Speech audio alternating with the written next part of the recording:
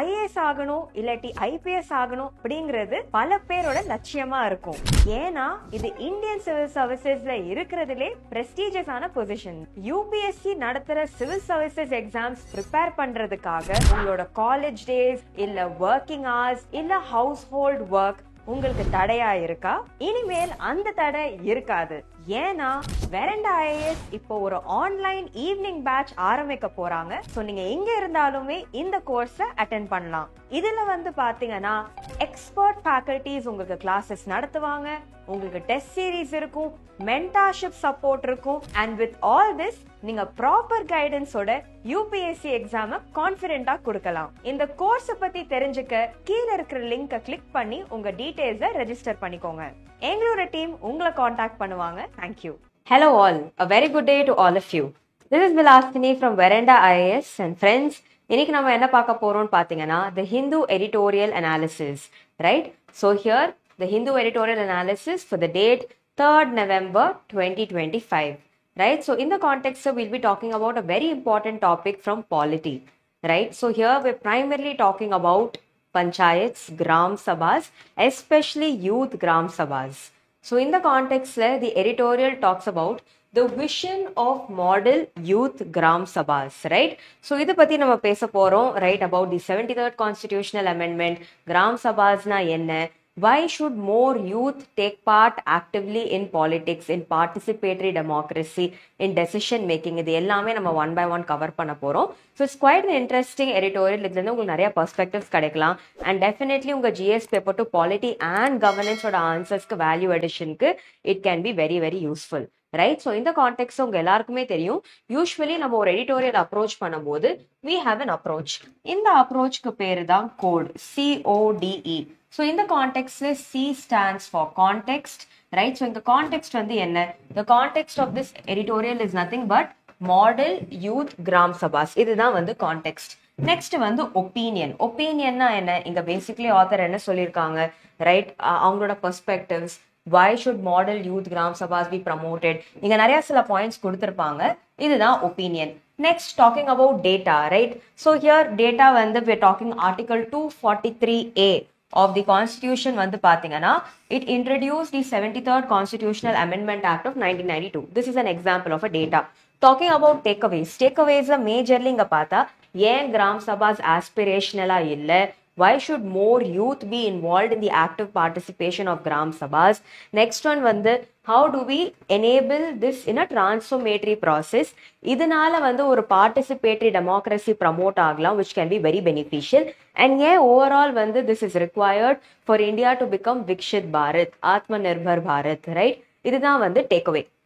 So in the context we will try understanding each of this one by one. Okay, so context, opinion, data and takeaways. இதுதான் நம்ம discuss பண்ண போற major areas. Fine. So இந்த கான்டெக்ட்ல number 1 இந்த ஆர்டிக்கலை பொறுத்த வரைக்கும் if we see author சொல்லியிருக்காங்க that இந்தியாவில் பார்த்தீங்கன்னா Gram Sabha holds a very important pivotal role. When I say pivotal role, right, so here gram sabha represents the adult members of the village who are registered as voters and இவங்க பார்த்தீங்கன்னா take major decisions, right? So India பொறுத்த வரைக்கும் when we're talking about a participatory democracy, when we're talking about like people's participation in decision making process, gram sabha பாத்தீங்கன்னா is the perfect example for this.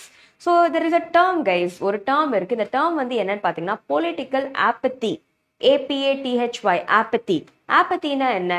Lack of interest, unknowingness, unwillingness, right? So political apathy means lack of interest in political knowledge, lack of interest in knowing who your leaders are, lack of interest in taking part in decision making process. So yes, as a country நம்ம என்னதான் ஒரு democracy, a very large democracy, multi-party democracy இருந்தாலுமே there is prevailing apathy, right? So especially youth பாத்தீங்கன்னா there is a saying, today's young generation are tomorrow's leaders, correct? So in the context youthே ஆக்டிவா இல்ல, யூத்துக்கே அவ்வளவா interest இல்ல politics மேல, இந்த மாதிரி ஒரு situation வந்தா it can be quite problematic, correct? So here நம்ம என்ன புரிஞ்சுக்கணும் அப்படின்னா நம்பர் 1 ஏன் கிராம் சபாஸை எம்பவர் பண்றது இம்பார்ட்டன்ட், ஏன் ப்ரமோட் பண்றது இம்பார்ட்டன்ட், அதையும் தாண்டி ஏன் யூத் இதுல பார்ட்டிசிபேட் பண்றது இன்னுமே இம்பார்ட்டன்ட், ரைட். ஸோ இதுதான் இங்க நம்ம புரிஞ்சுக்கலாம். ஸோ நம்பர் 1 இந்த ஆத்தர் என்ன சொல்றாங்கன்னா, கிராம் சபா வந்து பாத்தீங்கன்னா corner stone of the Indian democracy. So என்னதான் இன்னைக்கு இருக்கிற யூத் வந்து மாடல் யுனைடெட் நேஷன்ஸ்ல பார்ட்டிசிபேட் பண்றாங்க, பார்லிமெண்ட்ரி ப்ராசஸஸ், யூத் பார்லிமெண்ட்லாம் எங்கேஜ் ஆனாலுமே the idea of a model youth gram Sabha promoting it கூட தேவை அப்படின்னு சொல்றாங்க. ஸோ ஹியர் ஒரு panchayat, right, when we talk about the different levels, right, you have the gram sabha. So here when we talk about gram sabha வந்து பாத்தீங்கன்னா it helps promote what is called as a representative democracy. எல்லாரோட opinions, active participation, பட்ஜெட்டிங்கா இருக்கட்டும் இல்ல with regard to ஒப்பீனியன்ஸா இருக்கட்டும், Gram Sabha helps promote what is called as a participatory democracy. But it is unfortunate that in the Gram Sabha participation process, youth are not highly involved அப்படின்னு சொல்றாங்க. So here வந்து பார்த்தா development பிளான்ஸாக இருக்கட்டும், கவர்னன்ஸாக இருக்கட்டும், பட்ஜெட்டிங்காக இருக்கட்டும், general இஷ்யூஸாக இருக்கட்டும், people are usually actively involve. So இந்த ஆக்டிவ் இன்வால்வ்மெண்ட் வந்து தேவை. That is what we need to understand over here, right. So here இப்படி பண்ண ஒரு sense of civic engagement, right, ஒரு கம்யூனிட்டியா நம்ம வாழ்றது, the awareness, the need to take part in decision making process, இது எல்லாமே தானாவே வரும். So this is the vital role that the Grama Sabha plays. So இந்த கான்டெக்ட்ல ஏன் கிராம் சபாஸ் ஆஸ்பிரேஷனலா இல்லைன்னு சொல்லும் போது ஆத்தர் ரொம்ப சென்சிபிளா ஒரு ஒப்பீனியன் கொடுத்திருக்காரு. ஃபார் எக்ஸாம்பிள், நம்ம நிறைய யூத்தை பார்க்குறோம். They will say that maybe I want to become a parliamentarian, maybe I want to become a civil servant. But எவ்வளோ ஸ்டூடெண்ட்ஸ் ஒரு எவ்வளோ யூத் வந்து I want to become the sarpanch of a வில்லேஜ்னு சொல்றாங்க.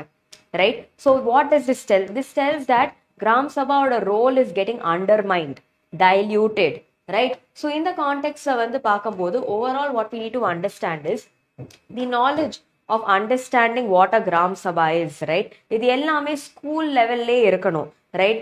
Through civic engagement, through NGOs, through awareness programs, democratic processes வந்து நம்ம normalize ஆக்கணும்.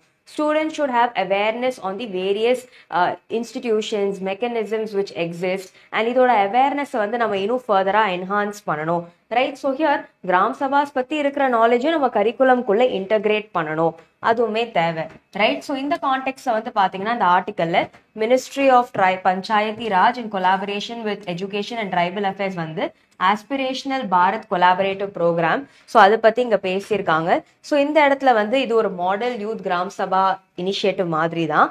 So here வந்து பாத்தீங்கன்னா இந்த ஆஸ்பிரேஷனல் பாரத் கொலாபரேட்டிவ் இங்க எல்லாருமே சேர்ந்து they launch what was called as the model youth gram sabha 2025. இது என்ன? It's a simulation like setup. இங்க ஸ்டூடெண்ட்ஸ் வந்து they'll be discussing many things.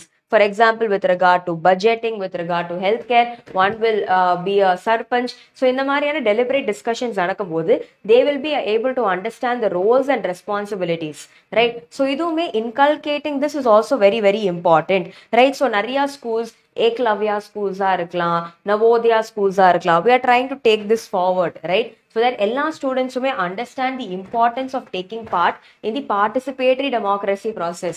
So இது எல்லாமே பண்றோம். So overall என்ன சொல்றாங்க, இந்தியா பொறுத்த வரைக்கும் we are a very large democracy, we are an active democracy, citizen engagement ரொம்ப ரொம்ப தேவை. ஸோ இதே கான்டெக்ட்ல யூத் என்கேஜ் ஆறதுமே ரொம்ப ரொம்ப இம்பார்ட்டன்ட். ஸோ ஓவரால் இதுதான் இங்க சொல்லியிருக்காங்க. We will try understanding this one by one. So yes, in the context and the article பத்தி பேசினா what we can understand is they've highlighted that Gram Sabha வந்து பாத்தீங்கன்னா is the cornerstone of the Indian democracy, right? So overall what we need to understand over here is youth வந்து ஆக்டிவா இருக்காங்க, அவேரா இருக்காங்க, but they are more interested in becoming parliamentarians. But here the dream of wanting to become a sarpanch in the context of even say a Gram Sabha வந்து பாத்தீங்கன்னா is not there. That is a concern, right? So இதே கான்டெக்ட்ல வந்து இந்த கேப்பை தான் நம்ம bridge பண்ண try பண்றோம். ஸோ இந்த கான்டெக்ட்ல வந்து 3 ministries, right? Panchayati Raj, education, tribal affairs and the aspirational Bharat collaborative சேர்ந்து model youth gram sabha initiative 2025ல லான்ச் பண்ணாங்க. ஐடியா வந்து என்ன, இருக்கிற ஸ்கூல்ஸ் காலேஜஸ்ல இருக்கிற ஸ்டூடெண்ட்ஸ்க்கு வந்து we need to create awareness. இவங்களுக்கு ஒரு ஜெனரல் நாலேஜ் கிரியேட் பண்ணணும் about the democratic processes, parliamentarian processes, how to work, what are the different roles which are there. இது பத்தின ஒரு அவேர்னஸ் கிரியேட் பண்ணணும். இதுக்காக கிரியேட் பண்ண ஒரு ப்ராசஸ் தான் இது. ஸோ இது மூலியமா என்ன ஆகும், சிவிக் என்கேஜ்மெண்ட் இன்க்ரீஸ் ஆகலாம். Children will become more aware, right? They will know how a democracy works, leadership skills promote பண்ணலாம். They will understand the need to promote capacity building, active participation involve ஆகலாம். இவங்கள வந்து we can pull them in to invoke a sense of interest in democratic processes. இது எல்லாத்துக்குமே இது யூஸ்ஃபுல்லா இருக்கும். Right? So overall, to promote inclusivity, a sense of responsibility, inculcate democratic ideals to children, this could be very, very useful. Yena, today's youth are tomorrow's leaders. So nation building kume pathingana, this could go a long way in helping children and youth become more aware of democratic processes. இதுக்குமே இது ரொம்ப ரொம்ப அவசியம். Right? So target group நம்ம புரிஞ்சுக்கிட்டோம், ஏது இம்பார்ட்டன்ட்னு புரிஞ்சுக்கிட்டோம், இதை எப்படி கொண்டு போக போறாங்கன்னு நம்ம புரிஞ்சுக்கிட்டோம். ரைட்? அண்ட் இது ப்ரமோட் பண்றதுனால வாட் கேன் பி சம் பெனிஃபிட்ஸும் we have tried understanding. So overall the takeaway is simple. Education சொன்னா எஜுகேஷன் ஹோலிஸ்டிக்கா இருக்கணும். It should not just be book based education. Right? So here நாளைக்கு வந்து பாத்தீங்கன்னா நம்மளுக்கு இருக்க போற leaders are today's youth generation, right? So in the words of Swami Vivekananda, arise, awake and stop not till the goal is reached. So இதே கான்டெக்ட்ல today's youth are going to be tomorrow's leaders, right? So இவங்களுக்கு வந்து inculcating the democratic ideals, promoting them having a sense of civic duty, them being aware enough is very, very important because 2047 India wants to become Vikshit Bharat, Atmanirbhar Bharat பத்தி யோசிச்சுட்டு இருக்கோம். So here promoting political processes which lack apathy இருக்கக்கூடாது, participatory processes இருக்கணும், இன்க்ளூசிவா growth இருக்கணும். Right? மக்களோட participation தேவை, யூத்தோட awareness நாலேஜுமே ரொம்ப ரொம்ப important. Training them is also adequately important. Making them as responsible, aware citizens also matters, right? So இதுதான் the editorial crux.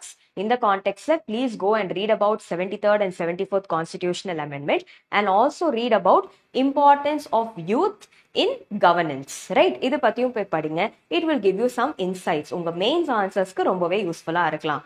Right? I hope the discussion was useful. Thank you. IAS ஆகணும் இல்லாட்டி IPS ஆகணும் அப்படிங்கிறது பல பேரோட லட்சியமா இருக்கும்.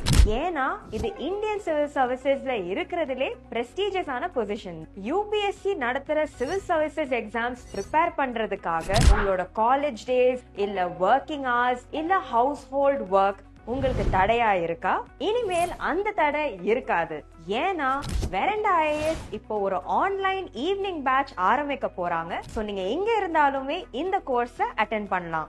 இதுல வந்து பாத்தீங்கன்னா எக்ஸ்பர்ட் ஃபேக்கல்டிஸ் உங்களுக்கு கிளாஸஸ் நடத்துவாங்க, உங்களுக்கு டெஸ்ட் சீரீஸ் இருக்கும், மென்டார்ஷிப் சப்போர்ட் இருக்கும். அண்ட் வித் ஆல் திஸ் நீங்க ப்ராப்பர் கைடன்ஸோட யூபிஎஸ்சி எக்ஸாம கான்ஃபிடென்ட்டா கொடுக்கலாம். இந்த கோர்ஸ் பத்தி தெரிஞ்சுக்க கீழ இருக்கிற லிங்கை கிளிக் பண்ணி உங்க டீடைல்ஸை ரெஜிஸ்டர் பண்ணிக்கோங்க. எங்களோட டீம் உங்களை காண்டாக்ட் பண்ணுவாங்க. Thank you. Veranda IAS, where your dream becomes reality.